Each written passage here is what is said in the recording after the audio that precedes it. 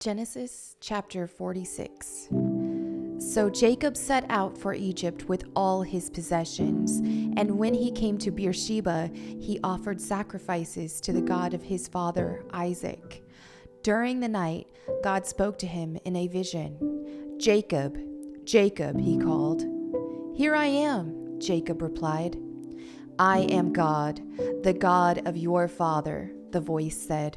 "Do not be afraid to go down to Egypt, for there I will make your family into a great nation. I will go with you down to Egypt, and I will bring you back again. You will die in Egypt, but Joseph will be with you to close your eyes." So Jacob left Beersheba, and his sons took him to Egypt.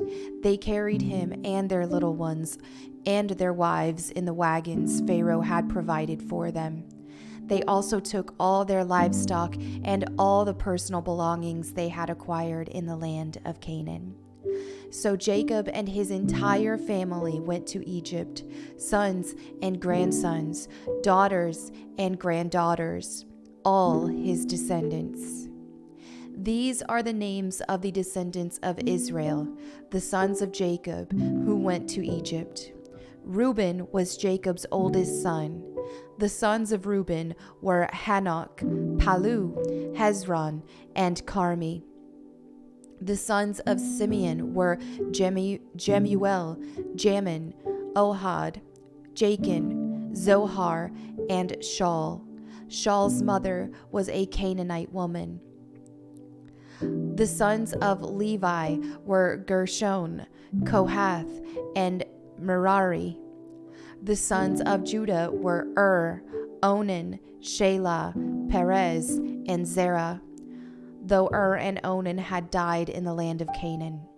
The sons of Perez were Hezron and Hamul. The sons of Issachar were Tola, Pua, Jashub, and Shimron. The sons of Zebulun were Sered, Elon, and Jalil. These were the sons of Leah and Jacob, who were born in Padan Aram, in addition to their daughter Dinah. The number of Jacob's descendants, male and female, through Leah was 33. The sons of Gad were Zephon, Haggai, Shuni, Esbon, Eri, Arodi, and Areli. The sons of Asher were Imnah, Ishva, Ishvi, and Beriah. Their sister was Sarah. Beriah's sons were Heber and Malkiel. These were the sons of Zilpah, the servant given to Leah by her father Laban. The number of Jacob's descendants through Zilpah was 16. The sons of Jacob's wife Rachel were Joseph and Benjamin. Joseph's sons, born in the land of Egypt, were Manasseh and Ephraim. Their mother was Asenath, daughter of Potipharah, the priest of On. Benjamin's sons were Bela, Becher, Ashbel, Gera, Naaman, Ehi, Rosh, Mapim, Huppim, and Ard. These were the sons of Rachel and Jacob. The number of Jacob's descendants through Rachel was 14. The son of Dan was Hashim. The sons of Naphtali were Jazil, Guni, Jezer, and Shillim. These were the sons of Bilhah, the servant given to Rachel by her father Laban. The number of Jacob's descendants through Bilhah was 7.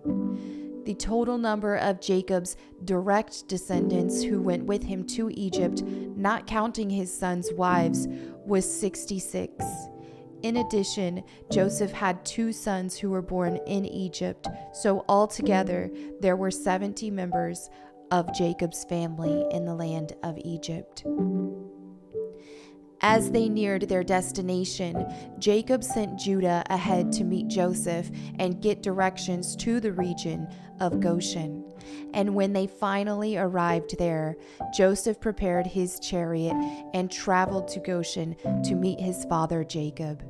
When Joseph arrived, he embraced his father and wept, holding him for a long time. Finally, Jacob said to Joseph, "Now I am ready to die, since I have seen your face again and know you are still alive."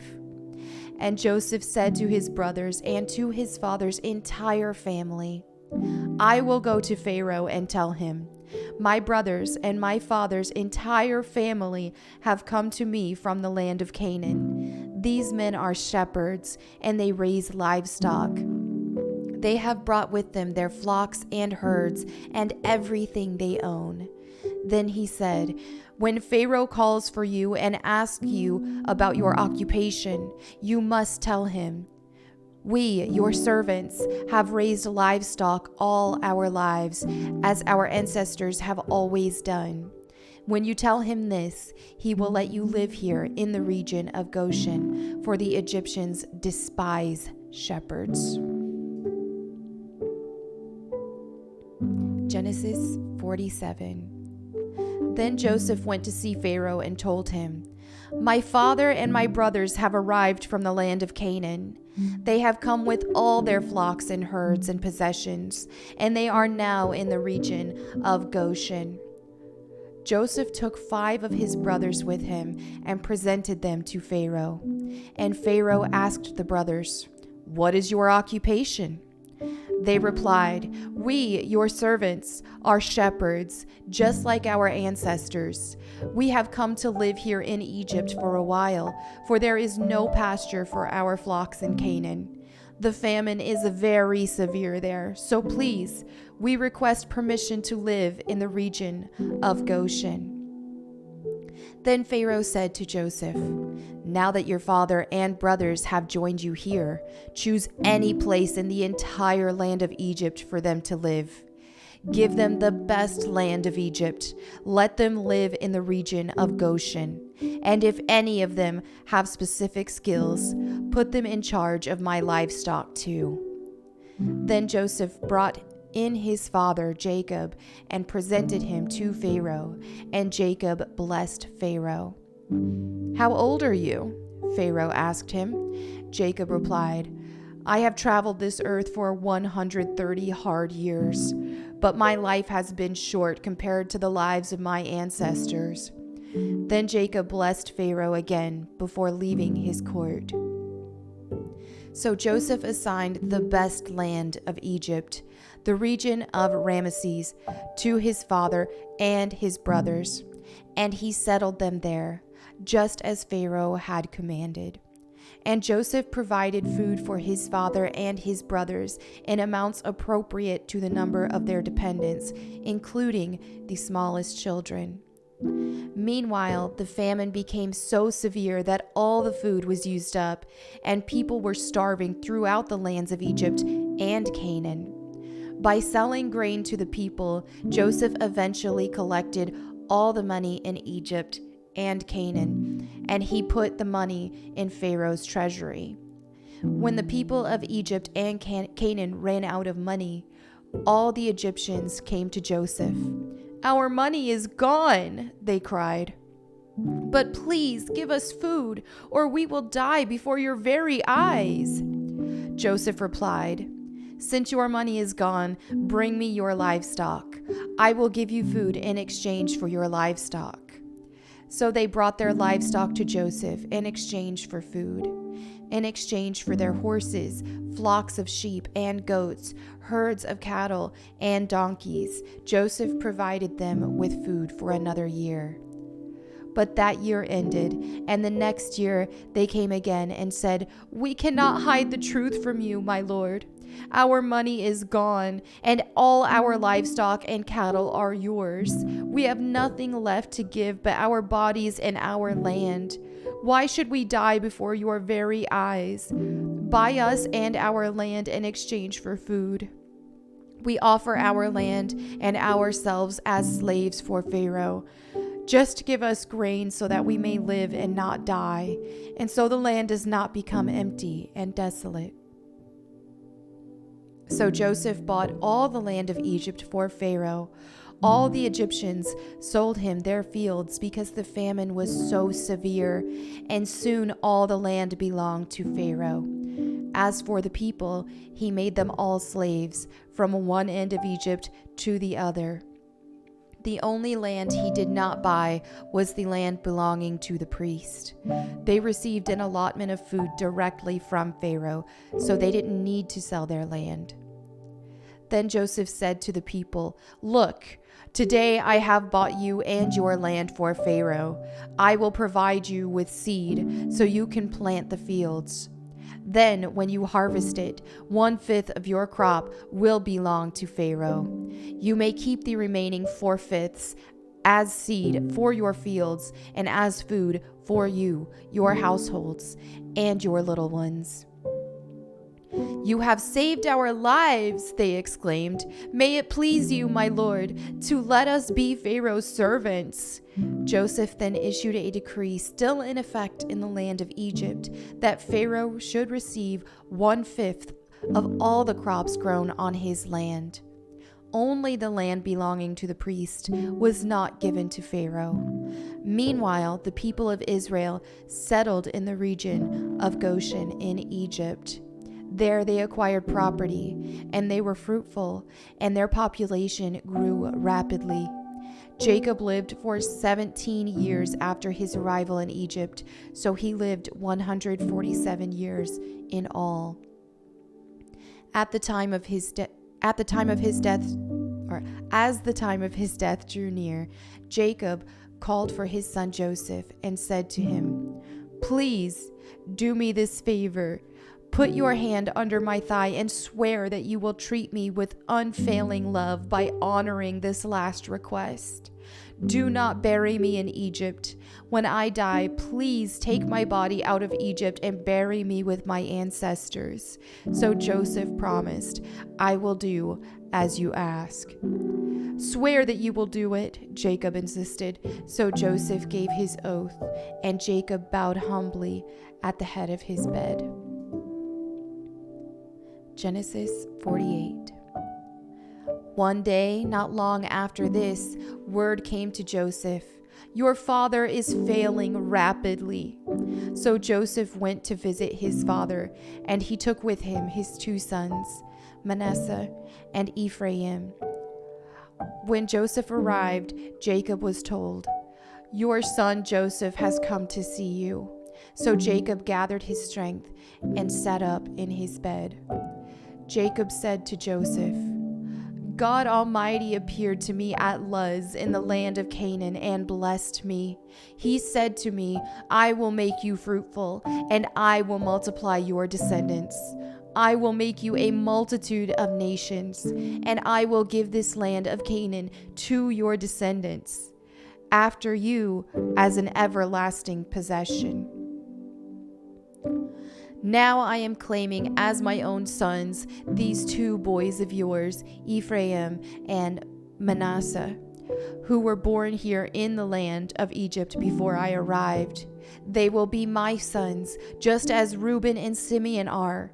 But any children born to you in the future will be your own, and they will inherit land within the territories of their brothers Ephraim and Manasseh. Long ago, I was returning from Padan Aram. Rachel died in the land of Canaan. We were still on the way, some distance from Ephrath, that is, Bethlehem. So with great sorrow, I buried her there beside the road to Ephrath." Then Jacob looked over at the 2 boys. "Are these your sons?" he asked. "Yes," Joseph told him. "These are the sons God has given me here in Egypt." And Jacob said, "Bring them closer to me so I can bless them." Jacob was half blind because of his age and could hardly see. So Joseph brought the boys close to him, and Jacob kissed and embraced them. Then Jacob said to Joseph, "I never thought I would see your face again, but now God has let me see your children too." Joseph moved the boys who were at their grandfather's knees, and he bowed with his face to the ground. Then he positioned the boys in front of Jacob. With his right hand he directed Ephraim toward Jacob's left hand, and with his left hand he put Manasseh at Jacob's right hand. But Jacob crossed his arms as he reached out to lay his hands on the boys' heads. He put his right hand on the son of Ephraim, though he was the younger boy, and his left hand on the head of Manasseh, though he was the firstborn. Then he blessed Joseph and said, "May the God before whom my grandfather Abraham and my father Isaac walked, the God who has been my shepherd all my life to this very day, the angel who has redeemed me from all harm, may he bless these boys. May they preserve my name and the names of Abraham and Isaac, and may their descendants multiply greatly throughout the earth." But Joseph was upset when he saw that his father placed his right hand on Ephraim's head. So Joseph lifted it to move it from Ephraim's head to Manasseh's head. "No, my father," he said, "this one is the firstborn. Put your right hand on his head." But his father refused. "I know, my son, I know," he replied. "Manasseh will also become a great people, but his younger brother will become even greater, and his descendants will become a multitude of nations." So Jacob blessed the boys that day with this blessing. "The people of Israel will use your names when they give a blessing. They will say, 'May God make you as prosperous as Ephraim and Manasseh.'" In this way, Jacob put Ephraim ahead of Manasseh. Then Jacob said to Joseph, "Look, I am about to die, but God will be with you and will take you back to Canaan, the land of your ancestors, and beyond what I have given your brothers, I am giving you an extra portion of the land that I took from the Amorites with my sword and bow." Genesis 49. Then Jacob called together all his sons and said, "Gather around me, and I will tell you what will happen to each of you in the days to come. Come and listen, you sons of Jacob. Listen to Israel, your father. Reuben, you are my firstborn, my strength, the child of my vigorous youth. You are first in rank and first in power, but you are as unruly as a flood, and you will be first no longer. For you went to bed with my wife, you defiled my marriage couch. Simeon and Levi are two of a kind. Their weapons are instruments of violence. May I never join in their meetings. May I never be a party to their plans. For in their anger they murdered men, and they crippled oxen just for sport. A curse on their anger, for it is fierce. A curse on their wrath, for it is cruel. I will scatter them among the descendants of Jacob. I will disperse them throughout Israel. Judah, your brothers will praise you. You will grasp your enemies by the neck. All your relatives will bow before you. Judah, my son, is a young lion that has finished eating its prey. Like a lion, he crouches and lies down, like a lioness who dares to rouse him. The scepter will not depart from Judah, nor the ruler's staff from his descendants, until the coming of the one whom it belongs, the one whom all nations will honor. He ties his foal to a grapevine, the colt of his donkey to a choice vine. He washes his clothes in wine, his robes in the blood of grapes.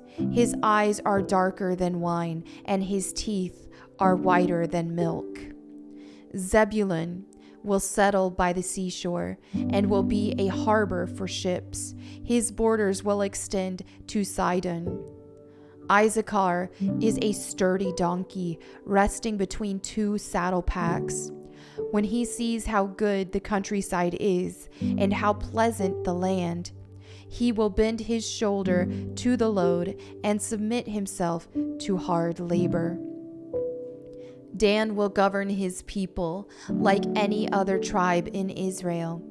Dan will be a snake beside the road, a poisonous viper along the path that bites the horse's hooves, so its rider is thrown off.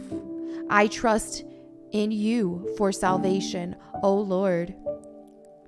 Gad will be attacked by marauding bands, but he will attack them when they retreat.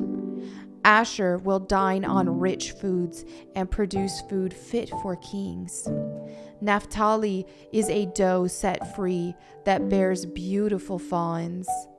Joseph is the foal of a wild donkey, the foal of a wild donkey at a spring, one of the wild donkeys on the ridge. Archers attacked him savagely. They shot at him and harassed him, but his bow remained taut, and his arms were strengthened by the hands of the mighty one of Jacob, by the shepherd, the rock of Israel. May the God of your father help you. May the Almighty bless you with blessings of the heavens above, and blessings of the watery depths below, and blessings of the breast and womb. May my fatherly blessings on you surpass the blessings of my ancestors, reaching to the heights of the eternal hills. May these blessings rest on the head of Joseph, who is a prince among his brothers. Benjamin is a ravenous wolf, devouring his enemies in the morning and dividing his plunder in the evening.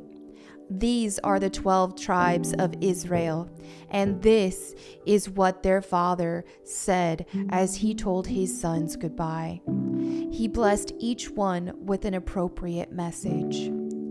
Then Jacob instructed them, "Soon I will die and join my ancestors. Bury me with my father and grandfather in the cave, in the field of Ephron the Hittite. This is the cave in the field of Machpelah, near Mamre in Canaan, that Abraham bought from Ephron the Hittite as a permanent burial site. There Abraham and his wife Sarah are buried. There Isaac and his wife Rebekah are buried, and there I buried Leah. It is the plot of land and the cave that my grandfather Abraham bought from the Hittites." When Jacob had finished this charge to his sons, he drew his feet into the bed, breathed his last, and joined his ancestors in death. Genesis 50. Joseph threw himself on his father and wept over him and kissed him. Then Joseph told the physicians who served him to embalm his father's body. So Jacob was embalmed. The embalming process took the usual 40 days, and the Egyptians mourned his death for 70 days. When the period of mourning was over, Joseph approached Pharaoh's advisors and said, "Please do me this favor and speak to Pharaoh on my behalf. Tell him that my father made me swear an oath. He said to me, 'Listen, I am about to die. Take my body back to the land of Canaan and bury me in the tomb I prepared for myself. So please allow me to go and bury my father. After his burial, I will return without delay." Pharaoh agreed to Joseph's request. "Go, bury your father as he made you promise," he said. So Joseph went up to bury his father. He was accompanied by all of Pharaoh's officials, all the senior members of Pharaoh's household, and all the senior officers of Egypt. Joseph also took his entire household and his brothers and their households, but they left their little children and flocks and herds in the land of Goshen. A great number of chariots and charioteers accompanied Joseph. When they arrived at the threshing floor of Atad, near the Jordan River, they held a very great and solemn memorial service, with a 7-day period of mourning for Joseph's father. The local residents, the Canaanites, watched them mourning at the threshing floor of Atad.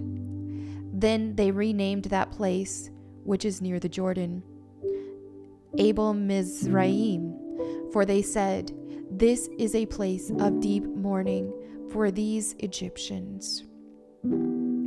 So Jacob's sons did as he had commanded them. They carried his body to the land of Canaan and buried him in the cave in the field of Machpelah near Mamre.